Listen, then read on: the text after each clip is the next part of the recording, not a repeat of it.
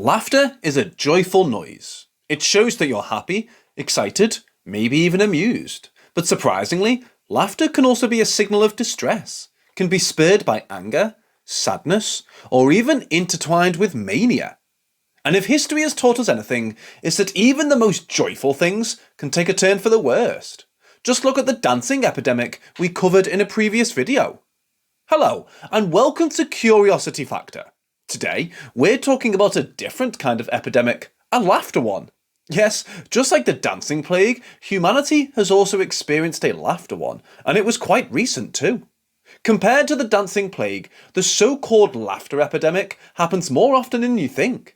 This type of psychological behaviour happens on an almost weekly basis all around the world, and it seems to be quite common among populations experiencing chronic stress. In fact, there is abundant evidence of such events happening in places of instability, such as Kosovo, Afghanistan, and South Africa. However, the most famous example of laughter epidemic, and the subject of this video, happened in Tanzania, back then known as Tanganyika, in 1962. This particular outbreak began in a girls' boarding school in Kashasha, a region near Lake Victoria. One day in January 1962, 3 pupils started laughing hysterically and were unable to stop. It wasn't long until nearly 60% of the student body was laughing hysterically, and many felt unable to stop. This carried on for over 2 weeks, and things got so bad the school was forced to close, since pupils couldn't concentrate in class anymore. Most cases of such psychological epidemics begin with a single individual, and this case is no exception.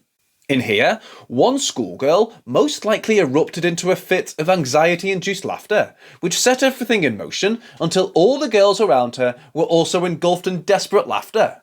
Despite the school's reaction and closure in the face of the epidemic, the laughter slowly started spreading beyond the institution. By March 1962, hundreds of people from a nearby village suffered similar episodes of laughing uncontrollably. And since the phenomenon was seen as an illness that people had caught, the school was soon sued by some for letting the phenomenon spread. This laughter epidemic would go on for several months, affecting hundreds of people and forcing 14 more schools to close. Sufferers' symptoms included recurring attacks of laughing and crying that lasted from a few hours up to 16 days.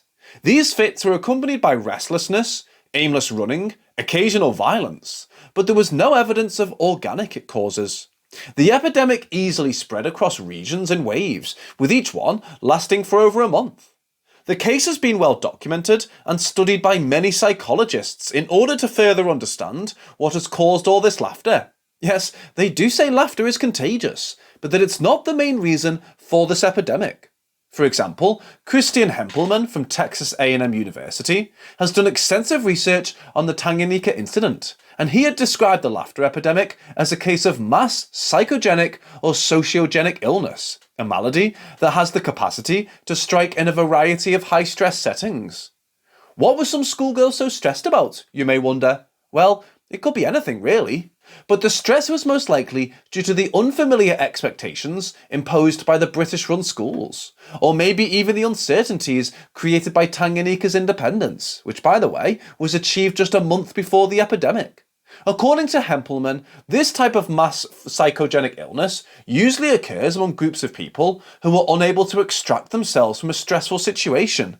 When that happens, the person has no power over the stress and can come up with no other response. And when multiple people in the same room, or in this case, classroom, experience the same stress, people subconsciously copy a complex of symptoms, out of which laughter is just one.